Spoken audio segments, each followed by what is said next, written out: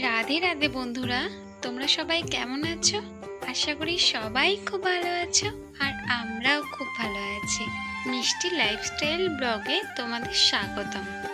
আজকে সবাই মিলে চলে গেছিলাম মিষ্টি মাকে নিয়ে একটা জায়গায় ঘুরতে। যেহেতু মিষ্টি মা তার পাপাকে সারা সপ্তাহ পায় না, সেই জন্য সপ্তাহের একটা দিন তার পাপাকে তো তাকে নিয়ে ঘুরতে যেতেই হবে, নাহলে তো মিষ্টি মায়ের মনটাই ভালো হবে না, আর না সারা সপ্তাহ ভালোভাবে কাটবে। দেখো কেমন বাবাকে পেয়ে মাকে একদম ভুলে গেছে। এরকমই হয়, সপ্তাহে 6টা দিন আমার সাথে কাটাবে, আমি দেখাশোনা করে রাখবো, আমি ভালোবাসবো, আর একটা দিন বাবাকে পেয়ে মাকে ভুলে যাবে। এটা কোনো কথা? ঠিক আছে, তুই থাক তোর বাবার সাথে, আমি চললাম আমার বাবার কাছে। না, এখন যাচ্ছি না, পরে যাব। আগে মেয়ে তার পাপাকে পেলে কিভাবে তার পাপার সাথে সময় কাটায় সবার সাথে শেয়ার করে নি, তারপরে। এই দেখো, মেয়ের বাবার কাছে বায়না হয়েছে মেয়ে এখন এটাতে চড়বে, সেই জন্য মিষ্টির পাপা মিষ্টিকে এটা দিয়ে উঠিয়ে দিল। চলো দেখি মিষ্টি এটাতে উঠে এবার কি খেলা করে। ঠিক দুজনে মিলে খেলা করছে না, দুজনে মিলে এক্সারসাইজ করছে। মিষ্টি দৌড়াতে মিষ্টির পাপারও একটু এক্সারসাইজ হয়ে গেল, তাই না? এই দেখো, এটা হলো মিষ্টির কাকাই। একদিকে বসে এক্সারসাইজটা ঠিক মতো হচ্ছে না বলে মিষ্টির কাকা আবার আরেকদিকে বসলো, যাতে ঠিকভাবে মিষ্টি এক্সারসাইজটা করতে পারে। দেখো কি সুন্দর চুপ করে বসে আছে। আর আমার মিষ্টি মায়ের কিন্তু খুবই সাহস।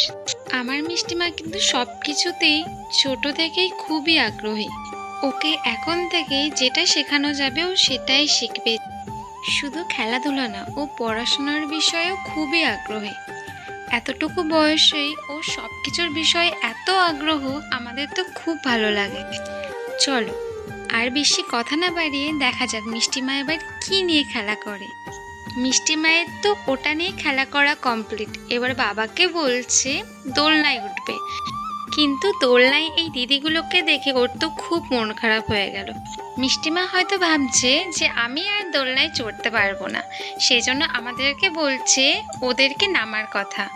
যেহেতু আমরা বললাম না, সেই জন্য মিষ্টিমা রাগ করে দেখো একা একাই কোথায় চলে যাচ্ছে, দেখেছো?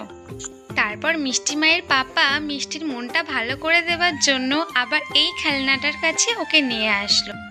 যাই হয়ে যাক না কেন, মিষ্টির পাপা মিষ্টির মন খারাপ হতে কিছুতেই দেবে না।